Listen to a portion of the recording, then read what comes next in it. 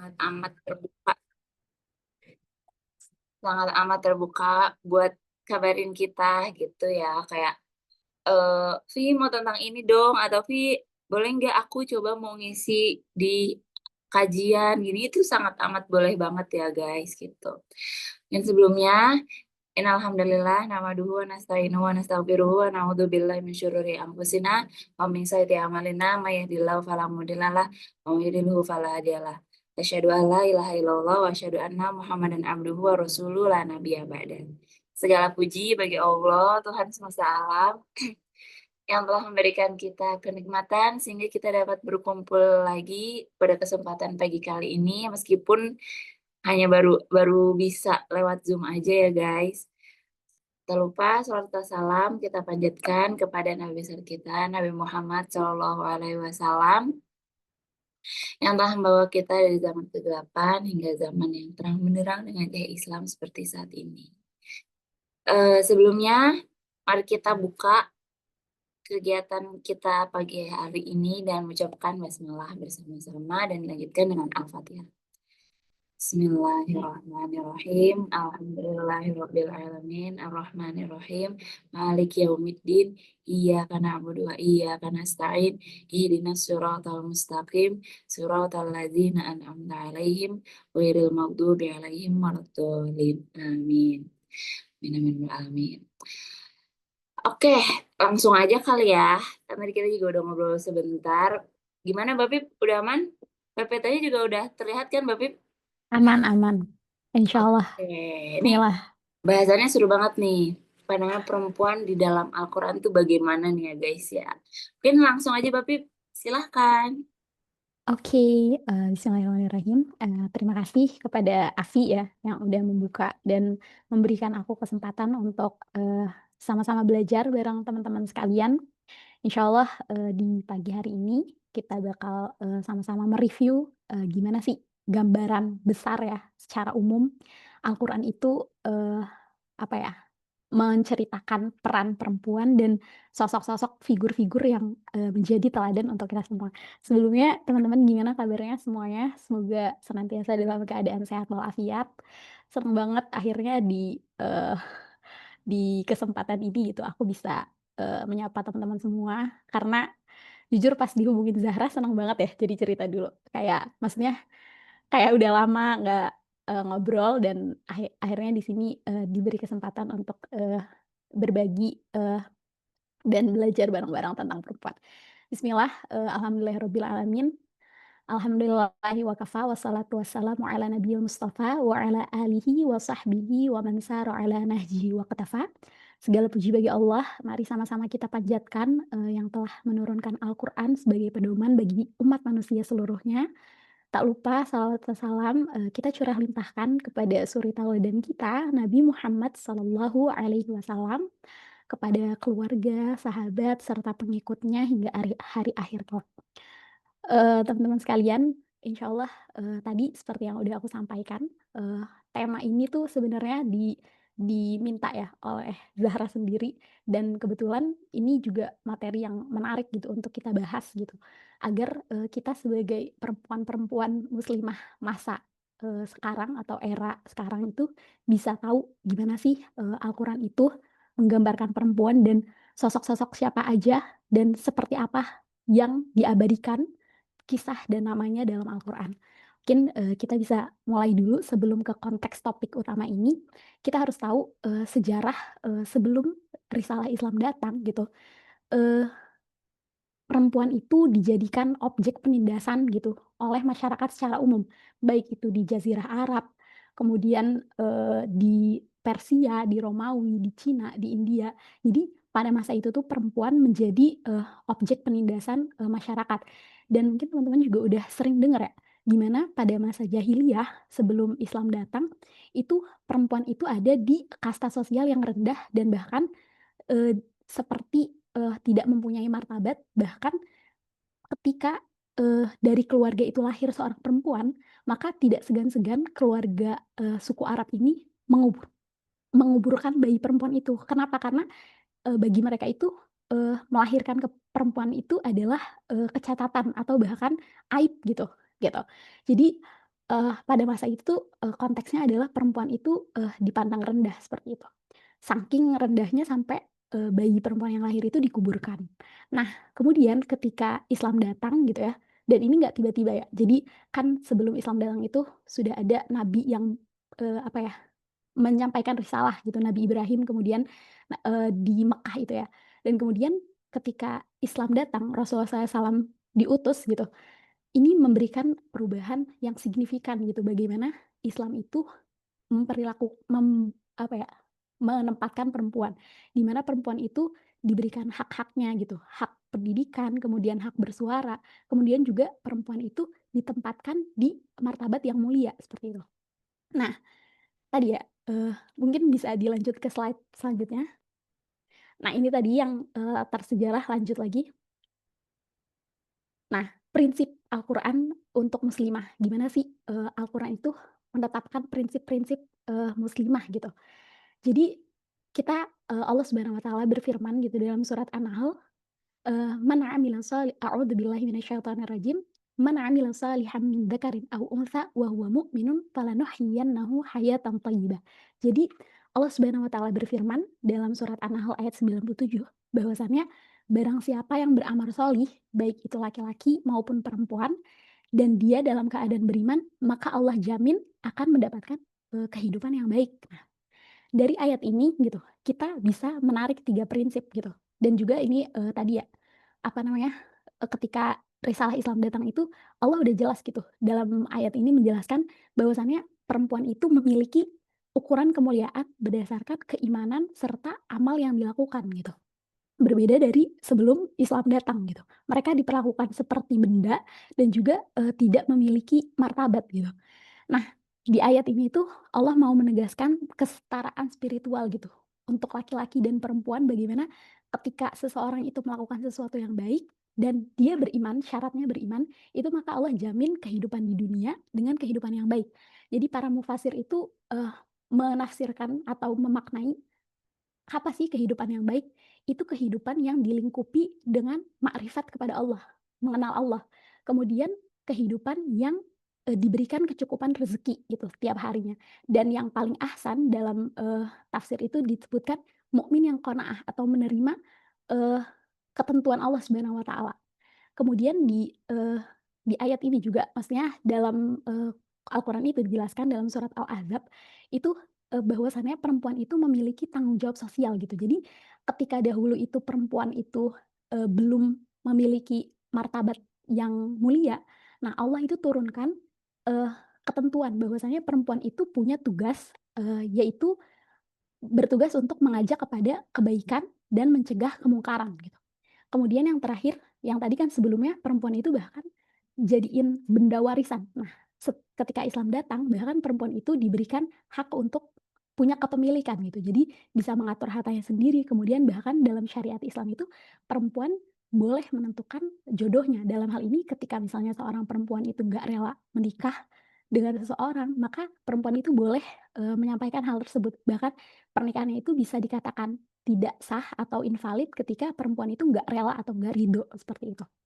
Kemudian juga perempuan bisa, apa ya, mempunyai hak untuk, mencapai akses ke pendidikan tadi.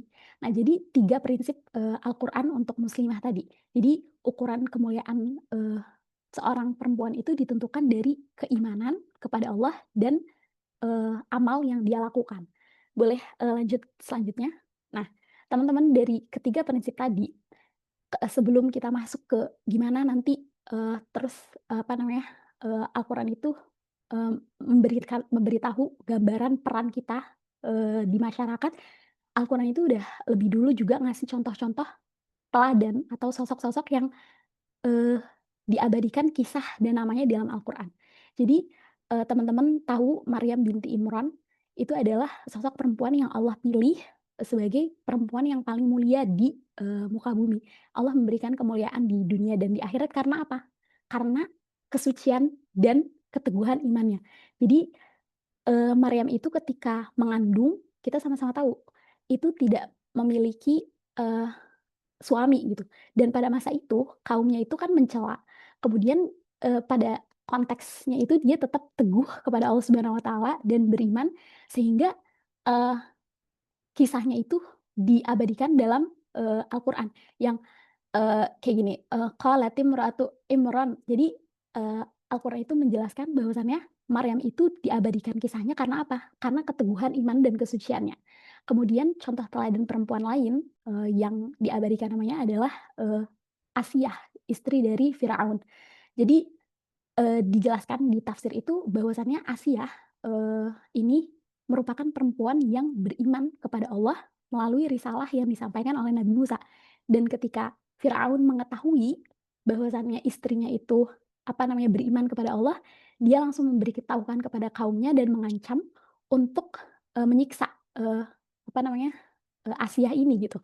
Dan eee, Asiyah ini dia berani tetap teguh, kepada kebenaran dan menolak tirani Firaun. Karena kita sama-sama ketahui Firaun itu kan, kejam ya. Jadi di ayat itu, eee, apa namanya, Firaun itu mencegah Asiyah untuk beriman kepada Allah Subhanahu wa taala. Bahkan, eee, di, Al-Qur'an itu dijelaskan bahwasannya Asiyah itu sampai meminta kepada Allah untuk dibangunkan rumah di surga. Kenapa? Karena pada masa itu Firaun bilang kalau misalnya Asia itu ketika beriman dia menyia-nyiakan kerajaan yang luas gitu. Dia menyia-nyiakan, kemuliaan dari kekuasaan yang dimiliki oleh Firaun pada masa itu. Sehingga dia disiksa dalam, keadaan beriman dan Allah udah menjanjikan rumah yang dibangun dari mutiara. Nah, teladan perempuan lain jadi ini adalah keteguhan lagi, keteguhan dari Asiyah untuk tetap beriman kepada Allah Subhanahu wa taala dari, walaupun pada masa itu dia ditekan gitu, ditekan oleh orang yang paling berkuasa dan paling kejam pada masa itu. Bahkan dia, istri dari, Firaun itu yang merupakan musuh Allah Subhanahu wa taala. Nah, selanjutnya ada, teladan lain yang digambarkan dalam Al-Qur'an itu ada, ibu dari Nabi Musa alaihi salam. Dia berani untuk, mengambil keputusan ya, sebagai seorang perempuan, seorang ibu, dia berani mengambil keputusan untuk menghanyutkan bayi itu yang di masa itu Firaun akan membunuh, seluruh bayi laki-laki yang lahir, gitu. Nah, terus ada lagi keteladanan para istri dari, Rasulullah SAW. Aisyah radhiyallahu anhu dalam pendidikan, kemudian Khadijah, radhiyallahu anha maaf, radhiyallahu anha dalam, berkontribusi, bergerak untuk menyerahkan, seluruh diri dan hartanya kepada, membela dakwah Islam ketika itu. Boleh dilanjut, slide-nya ya. Nah, dari teladan-teladan perempuan ini, itu sebenarnya memperkuat ayat tadi ya, tentang gambaran perempuan, bagaimana prinsip Al-Qur'an itu menjelaskan bahwasannya kemuliaan seorang perempuan itu ditentukan dengan apa? Dengan keimanan serta gimana peran dia gitu dalam, masyarakat gitu. Nah, selain yang tadi kan berarti itu adalah sosok-sosok perempuan yang diabadikan kisahnya dalam Al-Qur'an gitu ya. Bagaimana, Asiyah tetap dalam keimanannya dari tirani dan tekanan itu, kemudian juga, Maryam tetap dalam kesuciannya, ketaatan kepada Allah sehingga, apa ya, termasuk bahkan salaf saleh mengatakan bahwasannya Maryam itu, ketika misalnya ada nabi yang perempuan maka Maryamlah orangnya gitu. Tapi, nggak ada, ini cuman istilah untuk, apa ya, sebagai pernyataan bagaimana keagungan, Maryam dan kesucian Maryam itu sebagai seorang perempuan yang menjaga, ketaatannya kepada Allah. Nah, untuk selanjutnya, boleh slide selanjutnya. Nah, peran muslimah. Di sini Al-Qur'an itu menjelaskan, apa aja sih sebenarnya peran muslimah, dalam masyarakat. Yang pertama, perempuan dalam keluarga sebagai pendidik utama generasi. Jadi di surat Luqman ayat, 14, "A'udzubillahi minasyaitonirrajim." Di situ Allah menjelaskan bahwasannya, eee, mewasiatkan gitu agar anak itu berbakti kepada kedua orang tuanya karena ibu seorang perempuan itu telah mengandung selama 9 bulan, kemudian mengalami kepahitan dan kesulitan, kepayahan untuk menyusui. Dalam, ayat ini di surat Luqman itu Allah menjelaskan bahwasannya seorang perempuan itu punya, peran penting strategis mendidik seorang anak dalam akhlak dan keimanan. Kenapa hal ini penting, menjadi, hal yang harus kita perhatikan gitu. Bagaimana Al-Qur'an menggambarkan peran salah satunya itu sebagai seorang ibu, karena dalam, proses menyusui kemudian, mendidik itu kayak Allah mau, eee, apa ya, menggambarkan bahwasannya dari proses penyusuan itu terjadi pendidikan gitu. Kemudian dalam surat Al-Baqarah itu terkait bagaimana kerjasama rumah tangga. Wal walidatu yurdi'na auladahunna haulaini kamilaini liman arada ayyutimma radha'ah. Mmm, jadi di sini, Allah menjelaskan bahwasannya hak perempuan itu tadi menyusui selama 2 tahun dan peran seorang ayah, ketika, perempuan itu menyusui adalah untuk memberikan nafkah. Jadi ada, apa namanya, kerjasama dalam rumah tangga tadi. Jadi perempuan dan laki-laki ini digambarkan untuk saling melengkapi. Dalam Al-Quran itu digambarkan perannya seperti itu gitu. Dan tadi ya, sebagai pendidik utama generasi dalam akhlak dan keimanan. Selanjutnya, apa aja, peran muslimah lain di era sekarang itu ada dari, pendidikan dan ilmu. Teman-teman pasti pada tahu kan kalau misalnya, Aisyah radhiyallahu anha itu merupakan istri Nabi yang menjadi rujukan, fatwa dan juga perawi hadis terbanyak gitu dari, para, ummul mukminin gitu. Jadi dari sini tuh menunjukkan bahwasannya perempuan itu memiliki andil dan kontribusi yang harus besar gitu terhadap, berjalannya pendidikan gitu. Jadi dan teman-teman mungkin, tahu juga bahwasannya ada sosok, Fatimah Al-Fihriyah yang memegang peranan penting yang mendirikan universitas, tertua gitu di, Qarawiyyin Fesana. Jadi dari contoh ini gitu, eee, Al-Quran tuh menegaskan bahwasannya perempuan itu punya peran penting di masyarakat yaitu mendidik, yang tadi dari 3 prinsip Al-Quran tadi, yaitu amar ma'ruf nahi mungkar. Ini bisa diperankan dengan, eee, menuntut ilmu untuk semakin mengenal Allah Subhanahu wa taala dan semakin bertakwa. Kemudian ada lagi kontribusi sosial dan ekonomi.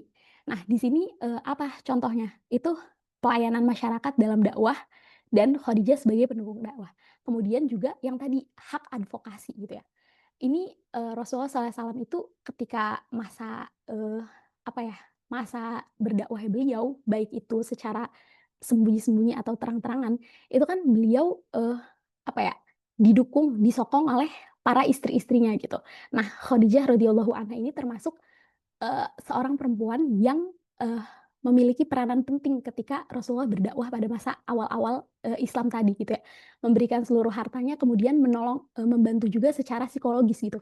Jadi teman-teman juga pasti ingat gitu riwayat yang menyatakan bahwasannya ketika turun wahyu itu Rasulullah ketakutan dan yang menenangkan Rasulullah itu adalah, eee Siti Khadijah radhiyallahu anha. Jadi di sini, kita tahu, eee, peran besar seorang perempuan dalam suksesnya dakwah Rasulullah ketika beliau hijrah juga gitu. Nah, terus dalam Al-Quran surat Al-Mujadilah yang kita pernah sama-sama setorin ketika kita di Husnul Khotimah ya, juz 28 mungkin teman-teman juga masih ingat ayatnya gitu. Qad sami'allahu qaulal lati tujadiluka fi zawjiha wa tashtaki ilallah wallahu yasma'u tahawurakuma. Itu menceritakan bagaimana seorang perempuan itu memiliki hak untuk menuntut hak, apa ya, keadilan, kemudian di sini digambarkan syariat Islam itu turun untuk mengatur gitu. Ketika, Khawlah binti Sa'labah ini mengadu kepada Rasulullah bahwasannya suaminya itu menzihar. Menzihar tuh berarti mengatakan bahwasanya istrinya itu seperti ibunya gitu. Nah, hukum yang, konsekuensi hukum ketika seorang suami menyatakan ini kepada istrinya, di situ dalam surat Al-Mujadilah tuh diatur bahwasannya khaulah mengadu. Nah, di sini kita harus garis bawahi bahwa perempuan itu bisa loh perannya untuk berbicara di publik gitu, untuk, gimana nih haknya ketika misalnya, suaminya itu, menzihar Khawlah binti Sa'labah ini. Dalam hal ini waktu itu suaminya Aus bin Samit radhiyallahu an. Jadi di sini, dia mengadu kepada Rasulullah, kemudian turun ayat ini ketika misalnya seorang istri dizihar oleh suaminya, maka ada konsekuensi hukum yaitu seorang suami tidak boleh menggauli atau mencampuri istri ini sebelum dia membebaskan budak. Kemudian dalam ayat ini ketika misalnya seorang suami itu tidak mampu membebaskan budak, maka dia harus berpuasa secara berturut-turut selama 2 bulan. Dan kemudian dia kalau misalnya nggak mampu juga memberi makan 60 orang miskin. Nah, nanti ini turunan-turunan hukuman ini, itu sebenarnya menunjukkan dan membuktikan juga sebenarnya ke kita semua kalau misalnya, perempuan itu dalam Islam itu sangat dimuliakan dan ketika misalnya ada hak-hak dia yang seharusnya diberikan ya, fair aja gitu. Ada syariat yang mengatur hak tersebut gitu. Bahkan yang tadi juga ya, di masa jahiliyah kan perempuan tuh nggak punya waris gitu. Sedang ketika Islam datang bahkan di surat An-Nisa itu pembagiannya jelas, gimana dulu kita belajar waris juga kan yang mungkin yang pendidikan keagamaan dan mungkin yang teman-teman sekarang, eee, juga sedikit banyak ya harus tahulah dasar-dasar ilmu waris, bagaimana perempuan itu punya bagian yang pasti gitu dari warisan gitu. Berbeda dengan laki-laki yang dia tuh biasanya asobah atau sisa gitu. Jadi ini juga menunjukkan bahwasannya apa ya, ketika Islam datang, syariatnya itu diturunkan ke perempuannya itu jelas gitu. Perempuan punya apa ya, martabat atau kemuliaan tersendiri eh, untuk diperlakukan gitu, sebagaimana seharusnya gitu. Mungkin bisa lanjut. Nah, dari peran-peran ini kan sebenarnya muncul ya, kayak tadi yang dari perempuan dalam keluarga untuk menyusui, terus apa namanya, ayah itu harus menafkahi, kemudian prinsip kebersamaan dan saling tanggung jawab dalam kerelaan rumah tangga ketika tadi menyusui. Kalau misalnya seorang istri itu nggak mampu gitu ya untuk menyusui anaknya, maka di situ juga bahkan di Al-Quran itu di surat Al-Baqarah itu dijelaskan gitu kalau misalnya perempuan nggak memungkinkan untuk menyusui anaknya, itu boleh gitu perempuan itu mewakilkan untuk menyusui anaknya sama orang lain. Nah mungkin kalau sekarang ada hal, maksudnya bisa dengan hal lain itu pokoknya Allah apa ya, Islam udah mengatur gitu. Bolehnya dengan apa namanya, prinsip musyawarah dengan pasangannya tadi, suaminya gitu dalam hal ini. Boleh lanjut ke slide selanjutnya. Nah, terus setelah tadi kita udah tahu nih dari surat Luqman, perempuan sebagai pendidik generasi, baik itu secara keimanan dan akhlak, kemudian juga bagaimana perempuan itu punya hak untuk mengadvokasi keadilan dan tadi ya untuk berperan bisa berjanji atau berbaiat kepada Rasulullah. Ada Al-Quran itu menggambarkan bagaimana sih kualitas dari tadi juga sosok-sosok teladan yang ada di Al-Quran, kualitas seorang perempuan gitu. Al-Quran itu menjelaskan yang pertama, ada 4 ya, apa namanya, kualitas muslimah. Yang pertama itu muslimat. Jadi muslimat itu maksudnya apa? Kita tahu kalau misalnya orang Islam itu kan bersyahadat bahwasannya tiada Tuhan selain Allah. Kemudian dia apa namanya, sholat, kemudian zakat, kemudian puasa, dan naik haji. Nah itu yang secara istilah. Nah tapi di samping semua itu, yang dimaksud muslimat itu juga adalah tunduk pada semua ketentuan Allah Subhanahu Wa Taala, dan dia itu melaksanakan sesuatu itu tanpa ada kata tapi gitu. Jadi sebagai kualitas perempuan itu harus seperti ini gitu yang digambarkan dalam Al-Quran. Kemudian selanjutnya kualitas yang kedua itu mukmin. Nah mukmin itu sama ya, kalau di dulu pas kita setoran di Husnul, teman-teman pasti ingat kayak antuk minabillah. Maksudnya orang yang beriman kepada Allah, kemudian beriman kepada Rasul, beriman kepada kitab, kemudian beriman kepada qada dan qadar seperti itu ya. Nah, di sini dijelaskan lebih rinci gitu. Mukminat ini maksudnya beriman, kemudian seorang muslimah itu harus menjaga lisan dan tangannya dari menyakiti sesama saudaranya gitu. Jadi lebih luas lagi dan prinsip ini tuh keimanan yang ketika misalnya ada seorang mukmin ya dia menjadi representasi gitu bahwa seorang mukminah ini perempuan kualitas muslimah itu ya dia menjaga dirinya dari menyakiti sesama saudaranya gitu. Kemudian kualitas yang ketiga ada qanitat. Nah, qanitat itu apa? Kalau dalam ini sebenarnya disarikan lebih ringkasnya aja. Kalau ditafsirkan itu ketaatan sempurna dan dia konsisten dalam beribadah. Ketaatan sempurna itu yang gimana? Teman-teman pasti tahu kayak melakukan semua perintah yang Allah minta dan melakukan tambahan sunnah-sunnah yang Allah syariatkan juga. Selain itu, menjauhi seluruh larangan yang ada dalam syariat Islam. Nah, itu qanitat. Kemudian kalau teman-teman cari lagi lebih dalam, qanitat itu memposisikan diri muslimah itu sifatnya memposisikan diri bahwasanya dia seorang hamba yang peminta kepada Allah. Jadi segala sesuatunya itu ketaatan yang sempurna. Jadi meliputi menjauhi larangan dan melaksanakan semua perintah, bahkan menambahkan hal yang sunnah. Terus yang terakhir apa namanya, kualitas seorang muslimah itu ada taibat. Nah, taibat ini tuh mungkin teman-teman juga tahu kan, orang yang bertaubat. Maksudnya bertaubat itu apa? Selalu kembali kepada Allah dan memposisikan diri dia tuh selalu ada di step untuk memperbaiki diri dari hari ke harinya. Nah, ini taibat yang dimaksudkan gitu. Jadi dia selalu ada keinginan untuk lebih baik dan kembali kepada Allah dalam setiap perkara dan urusan-urusannya gitu, urusan-urusan dunia dan urusan akhirat tentunya. Mungkin bisa dilanjut lagi. Nah, sebenarnya ini yang tadi ya, notes tadi, ketika misalnya Allah udah prinsip perempuan dalam Al-Quran itu apa namanya, bahwasanya martabat seorang, kemuliaan seorang perempuan itu ditentukan dengan iman dan amal, ini sebenarnya harus membuat kita semakin yakin gitu, semakin yakin bahwasannya peran kita di dunia ini gitu, peran kita sebagai seorang perempuan itu punya kontribusi yang besar dan peran yang sebenarnya sangat krusial gitu ya, sangat krusial karena kita sama-sama punya peluang yang sama gitu sebagai hamba Allah untuk mencapai pengampunan dan pahala tadi. Terus Islam juga tadi ya, pokoknya perempuan itu punya tanggung jawab untuk mengajak kepada kebaikan dan mencegah dari keburukan dari segala aspek. Maksudnya gimana pun peran kita sebagai misalnya nanti seorang ibu, sebagai seorang pelajar, kemudian yang sudah bekerja juga misalnya, ataupun yang ada di industri kreatif atau dimanapun lah, pokoknya intinya kita tuh udah digambarin gitu di Al-Quran kalau misalnya seorang perempuan itu punya eee, tugas sebagai penjaga moral gitu untuk mencegah dari keburukan dan mengajak kepada kebaikan.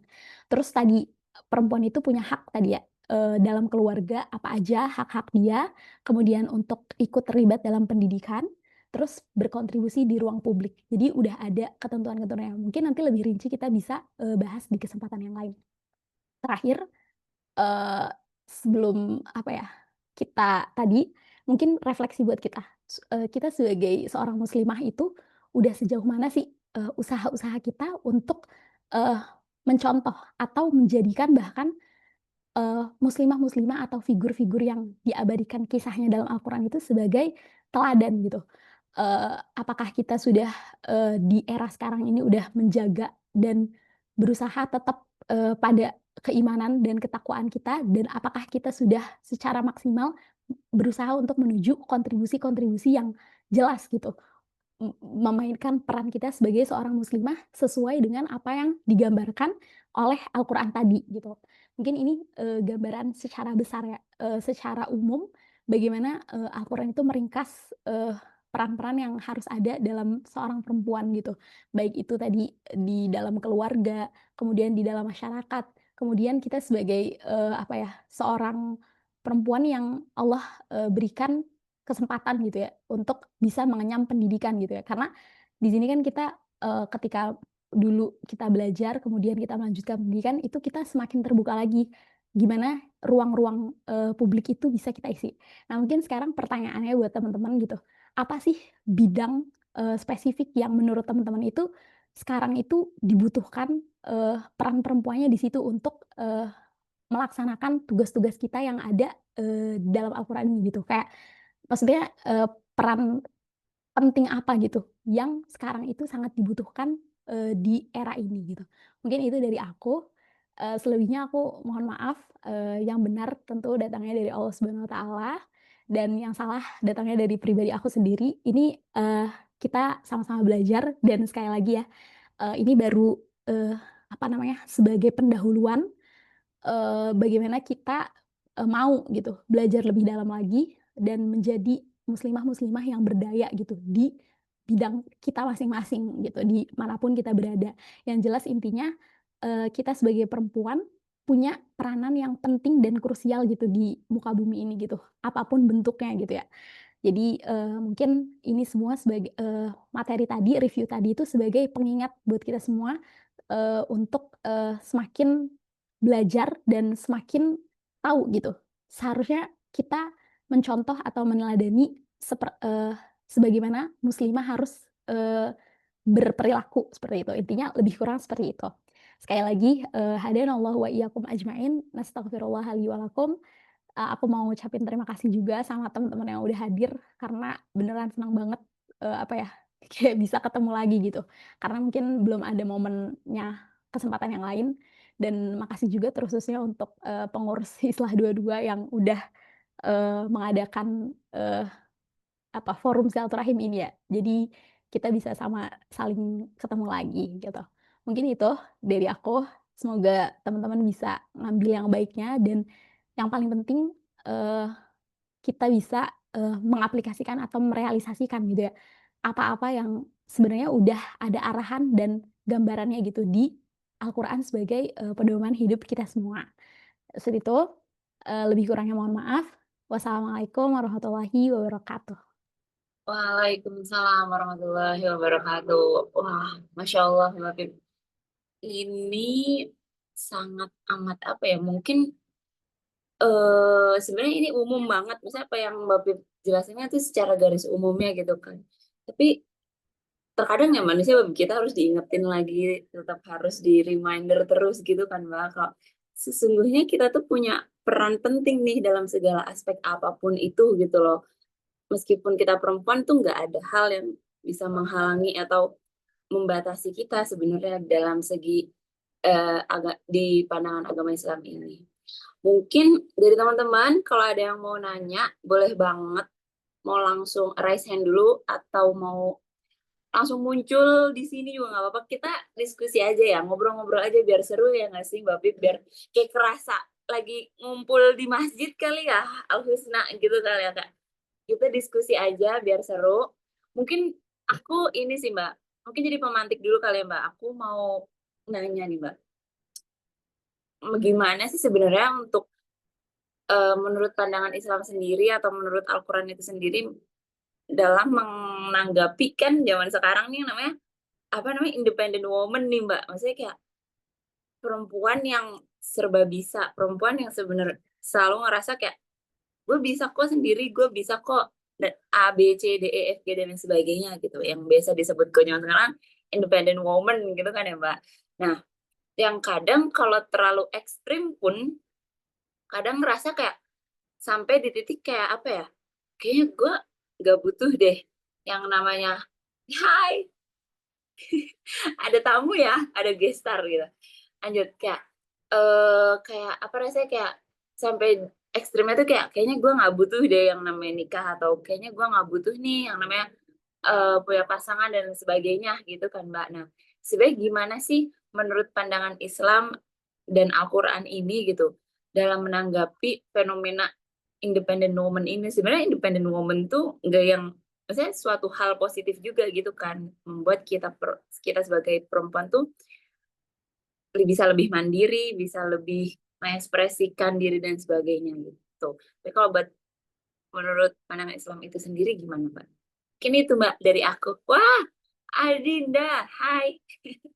Buat teman-teman kalau ada yang bisa on cam aja ya guys, biar kita lebih kayak kerasa apa ya, kerasa apa namanya ngobrolnya gitu.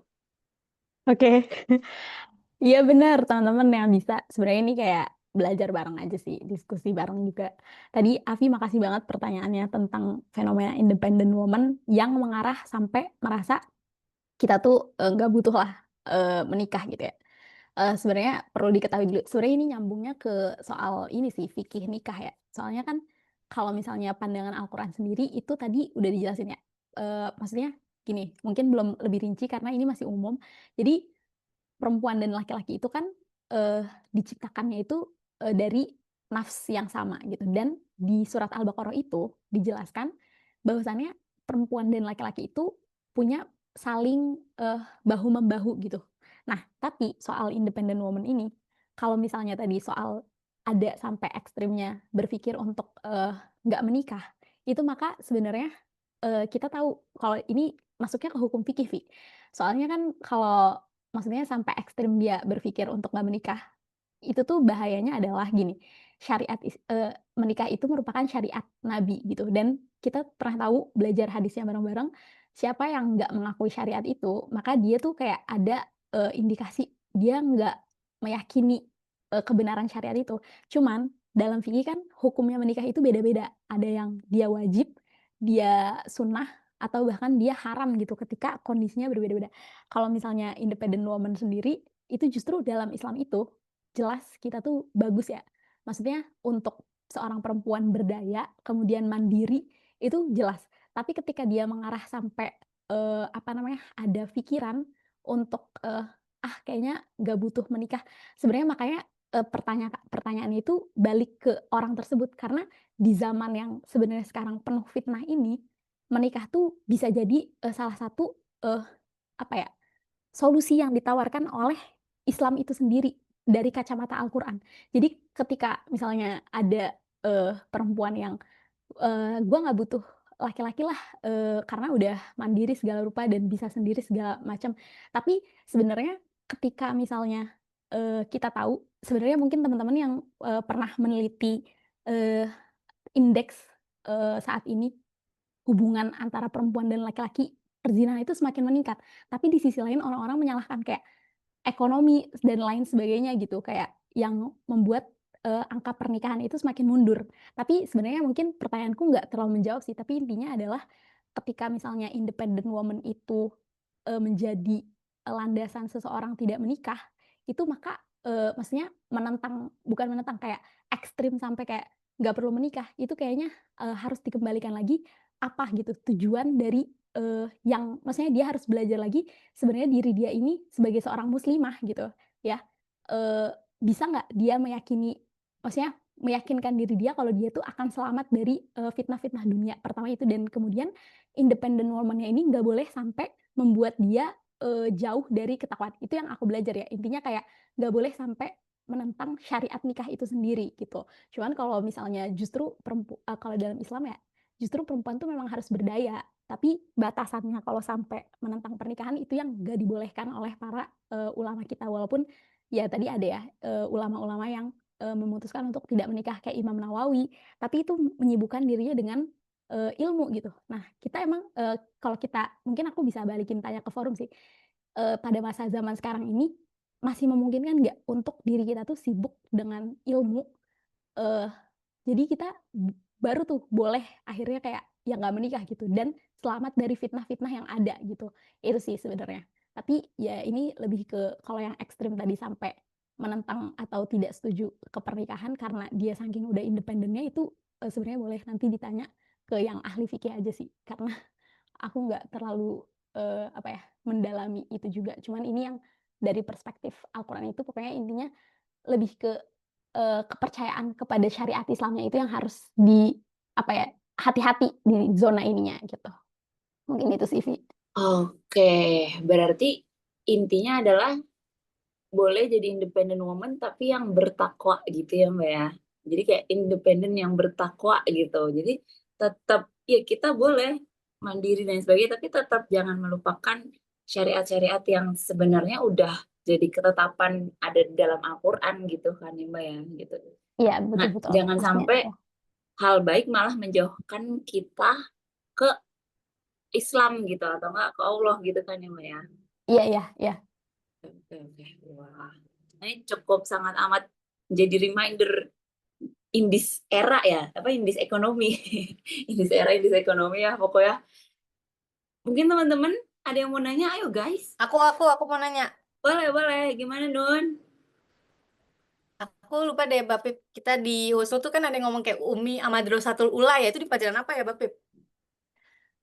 Nah, aku tuh pengen nanya ini yang kayak guide di Al-Quran tuh yang memandu ya gitu peran ibu sebagai pendidikan pertama apa kepada anaknya tuh kayak gimana sih? Karena kan kita kayak tadi di awal kita konteksnya tuh tiba-tiba mau jadi independen, berarti kan jauh dari anggapan kita tuh akan memiliki anak. Tapi kan kita belajar nih di Husnul ya, Umi tuh Madrasatul Ula itu lumayan ngena juga. Zain geseran dulu sebentar. Jadi maksud aku pengen lihat itu apakah ada benar-benar guide penting, guide khusus ya dalam Al-Quran yang menunjukkan tuh kayak perempuan, Umi atau apa tuh sebenarnya alangkah baiknya kita tuh memiliki keturunan atau kayak apa ya benar-benar penting lah nih isu Madrasatul Ula itu gitu. Terima kasih teman-teman semua, terima kasih Bang. Oke, ini Mbak Pip. Langsung aja Mbak Pip.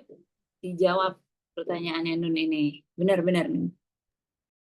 Makasih juga Nun untuk, pertanyaannya. Ini penting banget ya. Maksudnya tadi ini sebenarnya nyambung ke konteks kayak gimana sih seorang muslimah itu memandang pernikahan gitu ya. Kayak maksudnya, eee, sebagai seorang perempuan, kan tadi, apa ya, kita tuh punya figur atau sosok yang dijelaskan itu kan ada salah satunya, Maryam binti Imran gitu ya. Nah, Maryam ini kalau tadi, konteks gimana sih peran perempuan sebagai madrasah ula, justru di Al-Quran itu di surat Al-Baqarah itu, wal walidatu yurdi'na auladahunna haulaini kamilaini itu kan ngomong tentang, gimana, eee, apa ya, perempuan itu punya hak menyusui. Nah, soal madrasatul ulanya itu, ini sepemahamanku ya, nanti mungkin bisa dibantu oleh teman-teman yang lain yang, mendalami ini juga. Madrasah ulangnya itu kan peran perempuan tadi itu sebagai pendidik generasi untuk memperbaiki iman dan akhlak seorang anak gitu. Nah, ini tuh konteksnya bisa biologis ataupun non biologis gitu. Jadi ketika misalnya seorang perempuan sebagai madrasatul ula, kita tuh harus ingat dulu kalau misalnya kualitas seorang muslimah yang ada dalam Al-Qur'an itu kan muslim, mukmin, qanit, taib. Jadi perempuan sebagai pendidikan pertama itu dimulai dari ketika kalau di surat Al-Baqarah itu ketika masa penyusuan. Jadi ternyata di ulama tafsir itu ngejelasin kalau misalnya di ayat tadi itu menjelaskan seorang ibu itu perannya untuk mendidik anak itu mulai dari ketika menyusui tadi. Tapi untuk lebih detail kenapa ayat maksudnya kenapa menyusui itu menjadi titik tolak pertama seorang ibu untuk mendidik anak dan kenapa perempuan itu sampai dijuluki sebagai pendidik pertama. Soalnya tadi kan Nun itu agak menyinggung tentang ini ya Nun. Kayak berarti kita tuh penting gak sih untuk kita punya keturunan gitu ya? Tentu penting ketika misalnya kita harus mengkondisikan kualitas kita sebagai seorang muslimah gitu. Karena kita tuh udah pernah belajar juga bahwasannya Rasulullah SAW itu mencintai umatnya yang punya punya keturunan yang banyak gitu kan. Punya keturunan yang banyak itu Rasulullah mencintai umatnya yang punya keturunan yang banyak. Jadi ketika misalnya di Al-Qur'an jelas gitu ya, dijelaskan bahwasannya muslimah itu punya peran untuk mendidik generasi dan dikaitkan dengan Rasulullah yang pernah jadi Rasulullah pernah mengatakan di dalam perkataannya gitu ya, bahwasannya Rasul itu mencintai umatnya yang mempunyai keturunan banyak, itu syarat-syaratnya juga diberlakukan gitu. Kita menjadi muslimah yang punya 4 kualitas yang disebutkan dalam Al-Qur'an gitu untuk menjadi madrasah ula tadi gitu. Karena nggak bisa kayak contohnya Nabi Muhammad sendiri itu kan sebenarnya sebagai utusan Allah yang udah disiapkan dari jauh-jauh hari dari seorang perempuan yang dan keturunan yang mulia. Jadi Siti Aminah itu kan sebagai pendidik pertama itu kita tahu mungkin kalau teman-teman baca sejarahnya dari nenek moyang Rasulullah itu semuanya itu dari nasab yang mulia dan keluarganya Rasulullah itu nggak ada ketika masa jahiliyah pun nggak ada satupun yang minum khamr, kemudian lingkungannya itu lingkungan mulia, nggak ada yang maksudnya nggak ada yang ikut-ikutan masa jahiliyah ketika perempuan itu saat itu chaos gitu. Jadi kayak udah disiapkan gitu dari ibu Siti Aminah yang dia juga punya murni gitu walaupun di situ syariat Islam belum turun gitu. Di sejarahnya tuh dibilang ya Siti Aminah itu dari keturunan atau keluarga yang bertakwa lah kalau misalnya udah ada syariat Islam, tapi pada saat itu tuh intinya udah terjaga gitu. Jadi untuk madrasatul ulanya itu ya sebenarnya nyambung soal itunya sih. Dari ayat yang tadi perempuan punya peran sebagai pendidik generasi itu anjuran itu tuh jadi pentingnya untuk mempersiapkan diri kita juga sebagai muslimah. Karena ayatnya itu kan hadis Nabi itu kan udah jelas gitu kalau misalnya kita diminta untuk orang yang paling dicintai Rasul itu yang keturunannya banyak tapi ya syarat dan ketentuan tuh berlaku gitu sesuai dengan sosok-sosok atau figur-figur yang udah kita tahu di Al-Qur'an ataupun di riwayat-riwayat bagaimana istri Nabi itu tadi gitu punya sifat-sifat yang 4 karakter muslimah tadi gitu. Dan intinya jadi madrasatul ula ya perempuan itu sebenarnya punya peran itu mendidik generasi tadi gitu. Jadi kalau misalnya di pertanyaannya, jadi perempuan itu ada nggak sih penting untuk mendidik anak atau sebagai punya keturunan? Ya dalam Al-Qur'an sih arahannya seperti itu gitu. Gitu. Maksudnya untuk punya keturunan karena itu peran yang strategis untuk berkontribusi di masyarakat secara lebih luas gitu. Gitu. Mungkin lebih kurang itu sih dari materinya tuh yang bisa ditarik itu bagian itunya dari perempuan yang gimana perempuan punya kualitas dalam Al-Qur'an digambarkan dalam Al-Qur'an kemudian menjadi pendidik perannya itu memang jadi pendidik generasi. Jadi itu penting gitu. Kalau ditanya penting gak penting ya itu kan syariat gitu. Misalnya menikah kan juga termasuk syariat dan punya keturunan. Mungkin itu. Oke, Nun, ada mau yang direspon? Oke banget sih Mbak Pip yang kayak klaim orang-orang misalkan kayak banyak anak banyak rezeki, tapi kan tadi Mbak Pip juga ngeklaim ya yang ada syarat dan ketentuan berlaku gitu ya, kita gimana mempersiapkan gitu ya dari guide Al-Qur'an juga. Bukan guru teman Mami Nun ini katanya itu ini guru katanya. Maaf ya guys agak sambil main balon. Ini pendidikan juga ini kan, gimana kita Bener-bener. mengatur ya sebuah Betul, anak kita betul. lagi berkegiatan gitu ya. Langsung diimplementasikan ya. Implementasi banget ini Masya gitu. Allah, bener-bener. Mbak Bib, tapi kalau yang banyak anak banyak rezeki itu masa itu dari mana sih Mbak Bib iniannya? Kata-kata atau apalah orang mengutipnya gitu, apakah emang iya gitu, apa karena kita meyakini? Sebentar. Ya itu gimana Mbak Bib? Tolong sedikit Eh, lagi, oke. Terima kasih Mbak Bib. makasih. Ya, makasih juga ya Nun. Tadi udah nanggepin gitu ya. Terus kan ada perkataan banyak anak banyak rezeki. Sebenarnya ini kita bisa lihat konteksnya dulu. Tadi kan kalau di surat An-Nahl itu Allah bilang kan, eh apa namanya? Bagi kalian mayyamal eh solihat, siapa yang beramal solih, mukminat atau mukminat dan dia mukmin itu falanuhyiyannahu hayatan thayyibah. Maka Allah udah menjamin kehidupan yang baik. Nah, soal konteks banyak anak banyak rezeki ini sebenarnya kita bisa tarik, nggak bisa maksudnya kayak dengan seorang muslim yang punya keyakinan tinggi kepada Allah terus kita langsung aja eh, memutuskan gitu untuk punya banyak anak gitu tanpa ada strategi atau apa ya, ikhtiar secara perhitungan sebagai seorang manusia itu nggak bisa kayak gitu. Tapi dari ayat ini Allah menjamin orang yang beramal solih gitu dia akan diberikan kehidupan yang baik. Nah, kehidupan yang baik ini dijelaskan oleh para mufasir itu Allah menjamin rezeki dan juga kehidupan yang qanaah di dunia. Tapi tadi kan Nun bilang perkataan ini dari mana? Aku nggak tahu sih perkataan ini dari mana.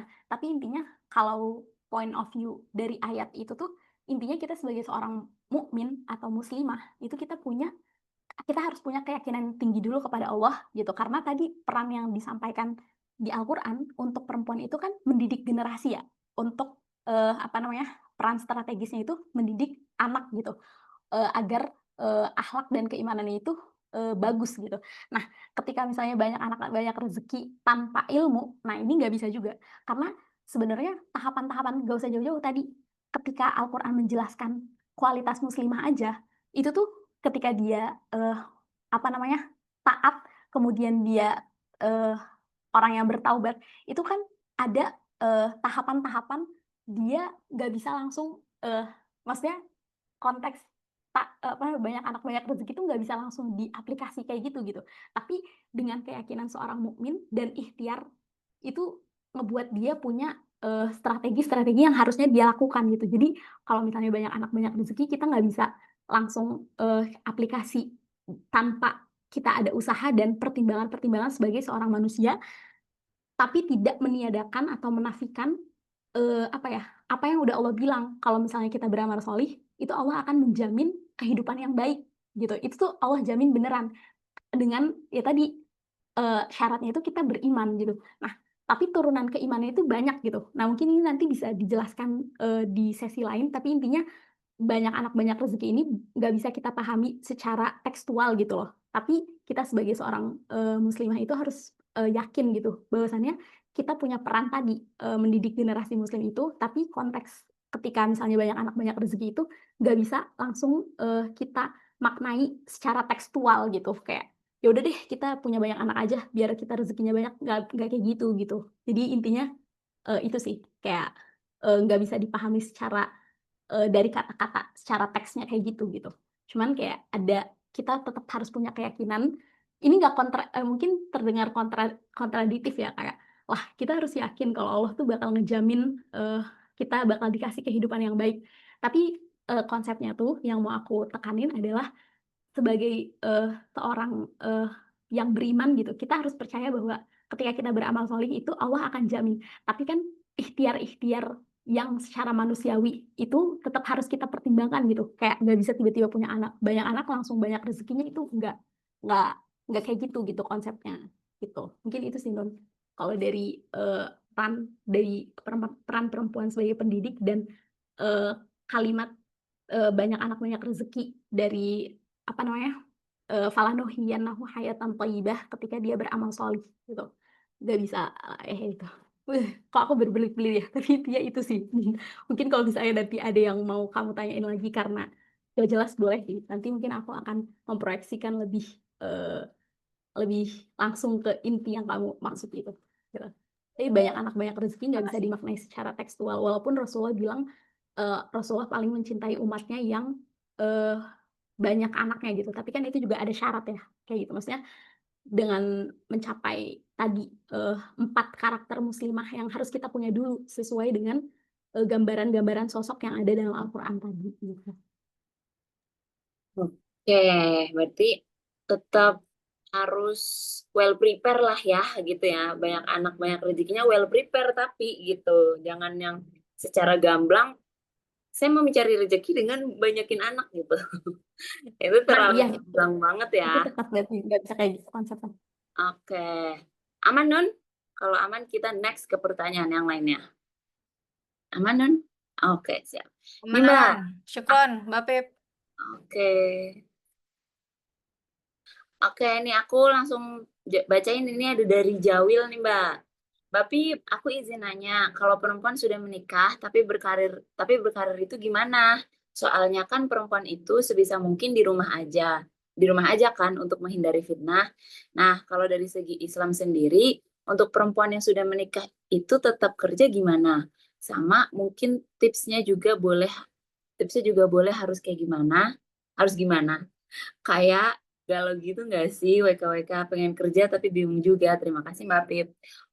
Ini pandangan Islam bagaimana menanggapi wanita berkarir, wanita yang sudah berkeluarga tapi masih berkarir nih Mbak. Dan apakah ada tipsnya? Silahkan Mbak Pip. Mbak masih mute. Mbak masih mute Mbak, maaf. Makasih banget pertanyaannya. Ini juga penting. Gimana sih fitrah perempuan dari peran, maksudnya udah digambarkan itu kan, ini kan konsepnya ketika misalnya udah menikah tetap di rumah, atau ini juga sebenarnya mengarah ke fikih ya. Maksudnya gimana hukum perempuan yang bekerja ketika menikah, kemudian apabila perempuan yang tetap di rumah, itu juga sebenarnya ranahnya masuk ke ranah fikih. Tapi di sini aku membahas yang sesuai ayat tadi ya. Karena peran perempuan itu bisa di berbagai aspek gitu ya. Jadi yang ini kan mana sih pertanyaan ulangnya? Apakah Pandangan gimana sih Islam bagaimana dalam menanggapi apa namanya perempuan berkarir? yang udah menikah tapi masih berkarir gitu Mbak. Terus kayak bingung, galau gitu. Jadi harusnya kayak gimana sih dalam segi Islam itu menanggapi hal itu dan apakah ada tips and triknya gitu. Kalau sependek pengetahuan aku, kalau kondisi masing-masing orang itu bisa didiskusikan dengan guru yang bersinggungan langsung sama dia ya. Maksudnya ketika misalnya dia memutuskan untuk nggak bekerja lagi atau nggak bekerja, karena para ulama itu juga berbeda pendapat mengenai kebolehan seorang perempuan bekerja atau nggak bekerja gitu. Jadi ini kan beda-beda gitu kondisinya. Tapi tetap ada batas-batas atau poin-poin yang ulama itu doabit atau kebolehan perempuan yang bekerja itu tanpa, pertama, nggak boleh banyak ikhtilat, itulah intinya. Terus dia bisa menjaga apa ya, diri dia gitu. Eh, salah satunya tuh yang nggak boleh bercampur itu. Kalaupun harus bercampur berarti dia tahu batasan-batasannya. Nah ini tuh lebih bisa diputuskan, kayak kan kerjaannya apa, itu juga ngaruh nggak sih sama jawaban yang nanti akan muncul gitu. Tapi intinya ada pakem-pakem yang bahwasannya bukan berarti perempuan nggak boleh bekerja gitu. Justru tadi ya, peran-peran strategis perempuan itu kan bisa di bidang sosial, politik, itu tuh bisa banget. Karena tadi Asiyah mengadvokasi itu kan juga, kemudian Khawlah binti Sa'labah meminta keadilan, itu kan juga berarti masuk ranah publik ya. Kemudian para perempuan yang tadi berbaiat kepada Rasul dalam surat Al-Mumtahanah gitu ya. Itu tuh sebenarnya eh, perempuan yang memilih untuk berkarir atau tidak, itu akan lebih pas ditanyakan kepada guru terdekatnya dengan konteks pekerjaannya seperti apa gitu. Jadi kalau misalnya baik atau buruknya kayaknya aku nggak bisa menentukan secara apa ya, secara kayak berarti udah emang perempuan enggak. Soalnya dari guru aku yang aku belajar, perempuan itu punya posisi strategis yang dimana dia boleh berkarir di luar gitu, nggak eh, diem sebagai di rumah gitu. Jadi itu sih tadi untuk berkarir galau, maksudnya dia tetap berkarir atau udah di rumah aja karena menikah, itu nanti konteksnya lebih pas untuk ditanyakan ke guru yang terdekatnya gitu. Karena ya tadi ulama aja berbeda pendapat gitu terkait pandangan perempuan boleh bekerja atau enggak gitu. Maksudnya ada yang membolehkan, ada yang enggak membolehkan gitu. Dilihat konteks masing-masing perempuan itu ya. Tapi dua bitnya tadi itu atau batasan-batasan ketika dia tetap bekerja tuh ada ulama ketika membolehkan tuh apa syaratnya gitu. Dia nggak boleh seperti apa, nggak boleh seperti apa, dan di ranah yang seperti apa gitu. Jangan nggak mengganggu kewajiban dia sebagai seorang ibu, sebagai istri itu memang seperti itu gitu. Ada apa ya? eh, apa namanya turunan-turunan dari boleh atau tidaknya. Tetapi kalau nggak boleh, setahu aku nggak ada, maksudnya nggak ada, maksudnya nggak boleh perempuan bekerja itu nggak gitu. Justru ya, tapi aku takut ada yang salah sih. Tapi ini yang aku pelajari soalnya kayak gitu. Dari dosen-dosenku di sini juga kan ada perempuan dan beliau sempat menyinggung terkait peran-peran perempuan di ranah-ranah publik juga gitu. Dan itu kan keilmuannya pasti nggak main-main gitu. Dan itu tetap boleh berkarir gitu. Dengan syarat-syarat apa yang tadi gitu. Mungkin itu bisa lebih ke guru fikihnya ya kayaknya gitu. Oke, siap. Berarti kayak lebih ke tetap menyesuaikan dengan kebutuhan kondisi dan ya di gimana sesungguhnya gitu. Makanya kita perlu untuk nanya ke guru terdekat tuh mungkin yang lebih paham kali ya dengan kondisi kitanya bagaimana gitu, lebih biar lebih mudah menyesuaikan gitu. Untuk Jawil sendiri, sorry, ada yang apa namanya? Oke, sip, mantap, terima terima kasih Mbak Pip, kata Jawil. Sama-sama Zawa, makasih juga pertanyaannya. Nanti Ya, boleh ini diskusikan nah sama iya guru. benar kali aja kalau ada yang mau diskusi langsung sama Mbak Pip boleh kali ya Mbak ya, langsung menghubungi Mbak Pip kali ya. Oh, gas, Iya, Jawil. Ini oke. kayaknya Jawil ini udah mau menuju menuju ini ya Wil ya. Oke, sekarang lanjut ke pertanyaannya dari Amal nih Mbak. Mbak, kan tadi katanya perempuan dalam Islam itu punya hak buat nolak lamaran menikah dari seseorang yang gak cocok gitu atau kita gak suka. Tapi gimana kalau case-nya itu tuh yang dipilihin sama ortu dan ortu tuh udah bener-bener minta anak perempuannya itu untuk menikah sama laki-laki itu. Apakah kalau kita tetap tolak jadinya kita nggak berbakti sama orang tua, terutama kalau ibu yang minta. Kan ngeri ya, surga di bawah telapak kaki ibu. Hak kita sebagai perempuan untuk menolak lamaran seseorang yang udah dipilihin sama orang tua dan hubungannya dengan kewajiban untuk berbakti kepada orang tua itu dalam Islam dipandangnya seperti apa ya Mbak? Nah, ini juga bagus nih pertanyaannya nih gitu. Benar-benar gas Babib, langsung. Oke. Makasih banyak Amal. Tadi ya, ketika Islam datang gitu ya, bahkan Islam tuh membolehkan gitu ya, ketika misalnya dia berhak gitu menentukan dia menikah sama siapa gitu. Itu diatur gitu. Maksudnya kayak ketika dia nggak ridho, itu bahkan pernikahannya itu bisa dianggap nggak valid gitu ya. Nah, tadi kan Amal, kalau misalnya Mbak, yang nyuruh tuh orang tua. Nah, ini ranahnya, maksudnya muamalah sih. Maksudnya dalam hal ini, kita kan memang sebagai seorang muslimah tuh punya hak untuk menentukan nih siapa yang menjadi pasangan kita. Tapi kita punya, kalau dalam bahasan fikih itu namanya muamalah dengan orang tua. Kayak tadi mungkin teman-teman tahu birrul walidain. Kayak gimana komunikasi kita dengan orang tua yang harus mungkin kayaknya awal lebih tahu ya. Kayak kan kondisi orang tua kita masing-masing berbeda. Terus kondisinya ini misalnya orang tua menjodohkan kita dengan seseorang, itu masuknya lebih ke ranah komunikasinya sih. Karena bukan berarti kayak nggak tahu ya, tapi kalau misalnya yang aku pernah, jadi ini kasusnya ternyata pernah juga ditanyakan, bukan oleh aku ya, ke salah satu guru, gimana kalau misalnya orang tua itu punya pilihan untuk anaknya, kemudian anaknya itu merasa kayak, dan orang tuanya itu memaksa anak ini harus sampai, harus, bentar dulu baterainya habis. Aman Mbak Pip, take your time. Ih, seru banget nih obrolan pagi ini ya. Berbobot ya guys. Buat kalian Dia yang mau dijodohkan nanya, gitu ya dengan nanya konteks langsung Mbak. perempuan ini dijodohkan gitu ya itu di situ jawaban ustadzah itu bilangnya jadi ini masuknya tuh udah ke komunikasi antara seorang anak dengan orang tuanya gitu gimana dia tetap bisa mengkolaborasikan antara berbakti kepada orang tuanya dengan menyampaikan dengan ikhtiar dia tanya dulu orang tuanya tuh maunya kayak gimana. Maksudnya kenapa orang tuanya tuh, maksudnya dalam hal ini memaksa dia harus menikahnya sama orang itu. Siapa tahu ada hal-hal yang dari keinginan kenapa orang tuanya sama orang itu tuh ada yang bisa kita kompromikan gitu.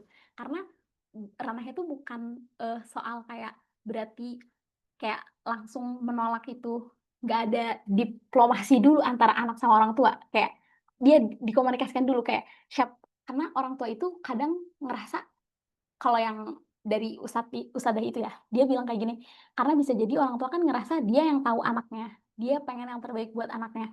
Jadi kayak dia ngerasa calon laki-laki inilah yang paling cocok buat anaknya, untuk masa depan anaknya gitu.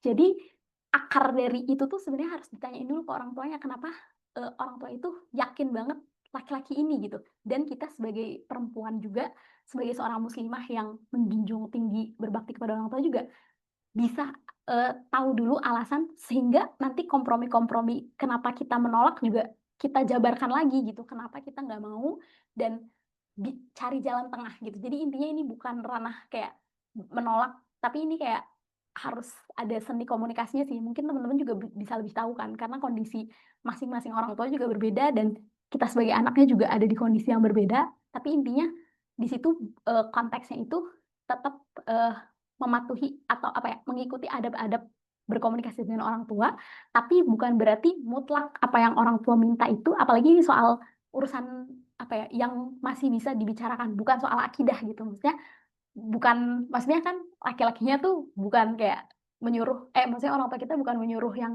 kepada kekufuran, ataupun kita juga menolaknya bukan dalam hal misalnya untuk murtad atau apa. Jadi ini lebih ke ranah komunikasi tadi gitu.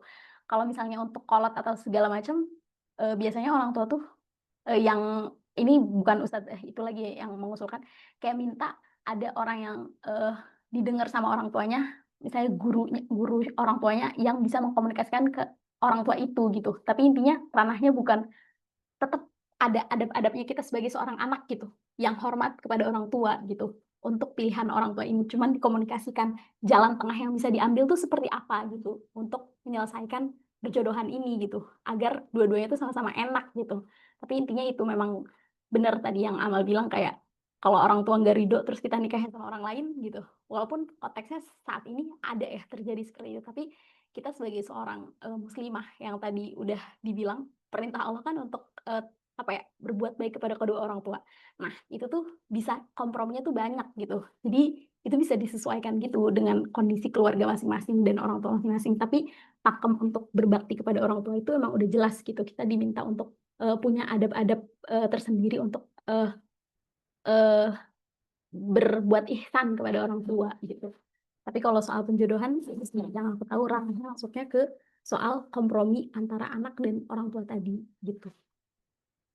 Tapi nggak boleh sampai masuk ke menentang yang kayak jadi putus hubungan gitu. Itu sih pakem yang aku pahami dari jawaban ustazahku gitu. Oke, berarti di sini kuncinya di seni komunikasi, gimana kita mengkomunikasikannya bareng orang tua ya. Betul. Oke, kata Amal juga. Oke, paham Mbak Pip, makasih ya. Sip. Ini Mbak Pip, Nun nanya nih tadi, Mbak Pip, ayat Qur'annya tadi apa yang beramal soleh nanti terjamin hidup ya? Itu di ayat An-Nahl apa, Kak? ayat 97. Man amila shaliha min dzakarin aw untha wa huwa mu'minun falanuhyiyannahu hayatan thayyibah. Itu janji Allah. Nanti bisa dibaca lagi tafsirnya, ada jelas itu jaminan maksud nuhyiyannahu thayyibah, karena ulama juga mufassir itu beda-beda pendapat. Ada yang bilang ini kehidupan yang baik di dunia, ada yang bilang di akhirat, ada yang bilang di alam barzah gitu. Jadi intinya tapi udah dijamin gitu, orang yang beramal soleh itu dan dia dalam keadaan mukmin itu akan diberikan kehidupan yang baik gitu. Oke, An-Nahl ayat 97 ya Mbak ya? Oke, dari teman-teman lain nih, mumpung masih ada kesempatan, ada lagi yang mau bertanya, atau ada yang mau didiskusiin, atau ada yang mau dicurhatin sama Mbak Pip? Ini sangat amat, kalau menurut aku ini benar-benar apa ya, pembahasan yang penting, tapi kadang kita bingung nyari jawabannya tuh lewat mana, kayak gimana. Jadi dengan kayak gini kita berharap bisa jadi wadah teman-teman nih buat menjawab kebingungan kalian gitu. Ada lagi dari teman-teman yang mau didiskusiin atau bertanya? Kalau belum ada, mungkin sebelum ke penghujung acara, Babib ya, kita dokumentasi dulu nih. Buat teman-teman yang bisa on cam yuk. Ditunggu nih yang mau pakai kerudung dulu, atau pokoknya kena, atau mau touch up dulu juga boleh.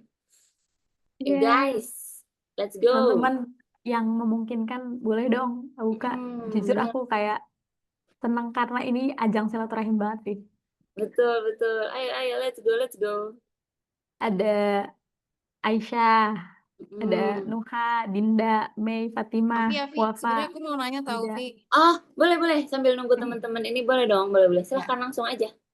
Jadi gini Mbak Pip, aku punya temen ya, dia itu keturunan Arab. Terus udah S1 nih, luar negeri.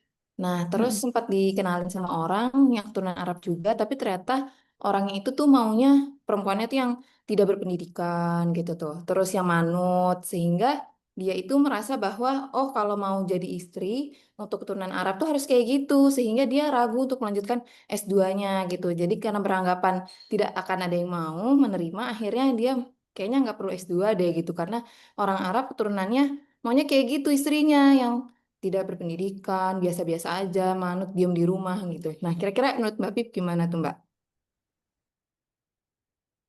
Makasih pertanyaannya. Tadi ya, karena tadi kayaknya mungkin bisa eh, konteks misalnya tadi ada bawa kayak orang Arab tuh pengennya perempuan yang nggak berpendidikan. Kayaknya itu sebenarnya balik lagi nggak sih? Karena kayak gini, kalau di Maroko sendiri kan itu termasuk negara Timur Tengah yang dia tuh kulturnya adalah ketika perempuan itu sudah menjadi istri seorang laki-laki di sini gitu, maka umumnya dia tuh akan di rumah gitu kan. Tapi kayaknya untuk eh, me- mengkerdil, maksudnya kayak semua orang Arab kayaknya enggak. Tapi kalau misalnya perempuan, ini kan berarti point of view-nya apakah perempuan itu jadi ciut gitu, atau dia kayak nggak usah deh S2 aja gitu, maksudnya nggak usah lanjut S2 gitu, tetap S1 aja. Sebenarnya itu pertanyaannya eh apa ya, maksudnya ini konteksnya dia udah pasti mau menikah sama orang ini gitu, dan dia sebelumnya ada lanjut untuk mau lanjut S2 atau gimana dulu? Orangnya sih udah nikah sama yang lain gitu ya, cuma dia khawatir aja Oh, nanti ketika ada yang lain kasusnya sama gitu. oh, oke. Tapi oke, makasih. Berarti intinya posisinya perempuan ini tuh khawatir melanjutkan pendidikan karena takutnya nanti ada laki-laki yang datang. Kalau dari eh, kalau dari ditarik dari Al-Qur'annya sih intinya perempuan itu baik itu dia sekolah formal atau enggak, tadi ya karakternya itu kan harus menuju 4 ya, muslimah itu. Jadi ketika misalnya dia takut eh, ketika melanjutkan pendidikan muslimah itu, mungkin aku ulangi lagi ya, muslimat, mukminat, qanitat, taibat. Nah, ketika misalnya dia berazam untuk berpendidikan, dan di mana salah satu peran perempuan itu tadi dalam pendidikan, yang Aisyah radhiyallahu anha itu salah satu rujukan fatwa dan salah satu perawi hadis dari seorang perempuan, justru menurut aku ini pemikiran yang bertentangan gitu, karena justru dicontohkan gitu oleh istri Rasulullah Ummul Mukminin ini, justru perempuan tuh harus eh, apa ya, berpendidikan gitu, karena tadi peran yang disampaikan oleh Al-Quran gitu udah jelas perempuan itu punya peran strategis untuk mendidik iman dan akhlak anak gitu.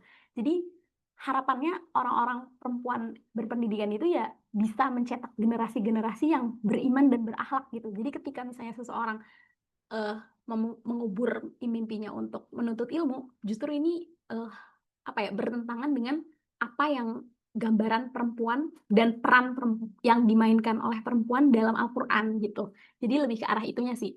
Jadi kayak seharusnya sebagai seorang perempuan tuh ya berpendidikan itu justru untuk semakin bertakwa dan ingat peran tadi, perempuan yang punya peran strategis untuk mendidik seorang anak menjadi mempunyai akhlak dan keimanan yang benar gitu. Jadi kayaknya kurang tepat gitu ya kalau misalnya dia jadi menutup diri karena takut gak ada jodohnya.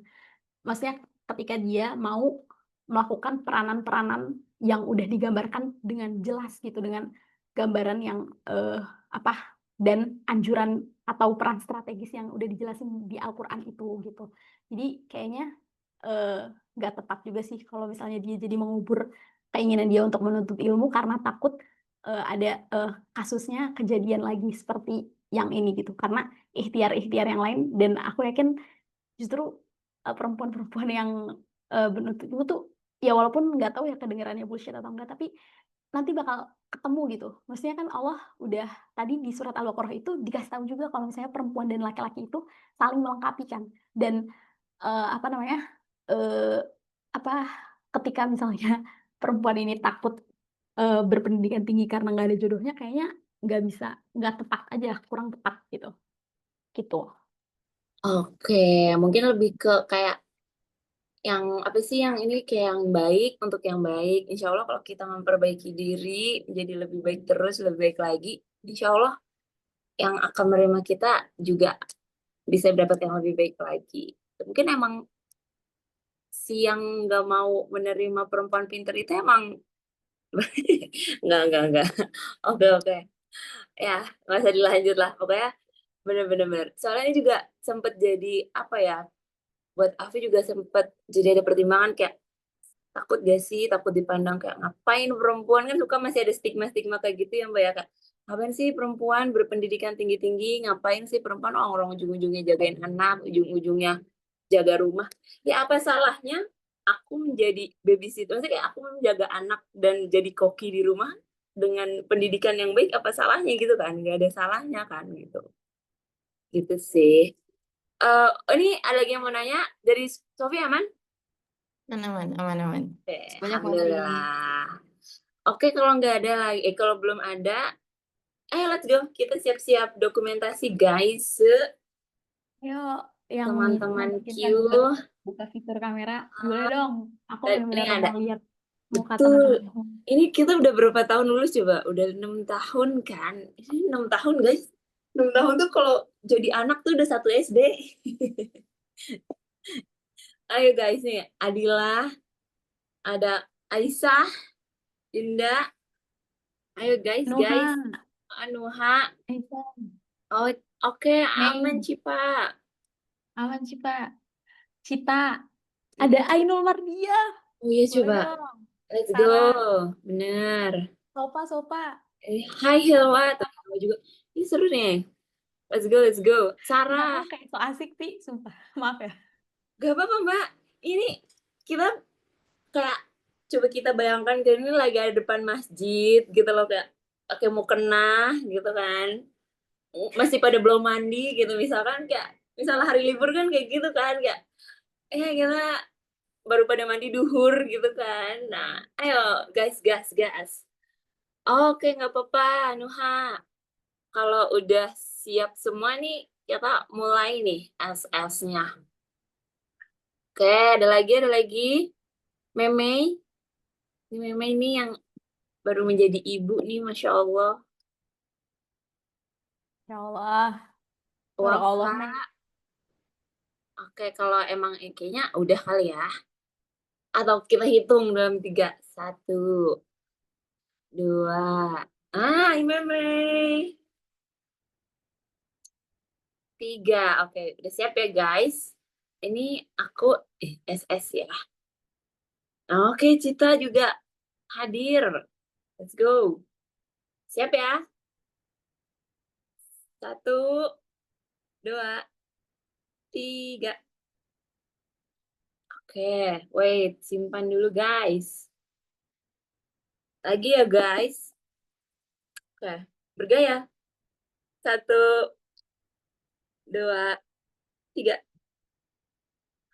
Sekali lagi, kalau suka yang ganjil, alasan aja biar banyak. Sekali lagi ya guys. Udah siap? 1, 2, 3. Oke, Masya Allah teman-temanku. Terima kasih banyak atas waktu dan kesempatannya, apalagi untuk Mbak Pip yang udah mau berbagi ilmu yang sangat bermanfaat dan banyak ini. Mungkin next time kalau ada kesempatan lagi kita bisa ya sharing-sharing lagi ya Mbak Pip. Dan buat teman-teman semuanya yang mau ngisi, mau coba sharing-sharing itu sangat amat boleh banget ya, kabarin bisa lewat aku, lewat Jaher, lewat Jawil, itu boleh banget. Tuh apa tuh? Ada yang mau request? Oh, mau request. Oke, materi. Oke, yang mau materi bisa apa kontak Jahar atau nanti mungkin nama Jahar langsung di forward di grup aja kali ya buat teman-teman yang nggak hadir jadi bisa tahu juga nih apa pembahasan seru di pagi ini gitu. Sekali lagi makasih buat teman-teman. See you next time. Nanti insya Allah bakal ya kalau yang lagi dipersiapin ini kajian yang umum. Jadi nanti yang ngisi biasa teman-teman dari Ikhwan. Tapi buat teman-teman juga stay tune ya buat join dan pasti ilmunya juga nggak kalah seru. Pasti ilmunya juga lebih asik-asik lagi. Oke, sama-sama semuanya. Sehat-sehat. Mungkin kita tutup dulu kali ya. Nanti kita tutup eh, pertemuan pagi ini dan mengucapkan hamdalah, alhamdulillahirabbil alamin, istighfar, astagfirullahaladzim, astagfirullahaladzim, astagfirullahaladzim, dan doa kafaratul majelis. Subhanakallahumma wa bihamdika, asyhadu an la ilaha illa anta, astaghfiruka wa atubu ilaik. Terima kasih banyak semuanya, sehat-sehat. Jujur makasih banyak buat semuanya dan terutama pengurus ya. Makasih Ya, banyak udah dengan memfasilitasi dan dengan teman-teman senang yang hati, hadir. Bapi. Berarti ini Bapi langsung nyubuh nih ya, langsung nyubuh. Iya, masih beberapa lama lagi sih lumayan. Tapi Oh, ya nggak apa-apa sambil nunggu kan. oke, makasih Udah banyak Bapi. Makasih banyak semuanya, sehat-sehat, semuanya lancar-lancar semua urusannya. sehat-sehat semuanya. Iya ya Allah, Masya Allah. Sampai ketemu di Indonesia. Iya.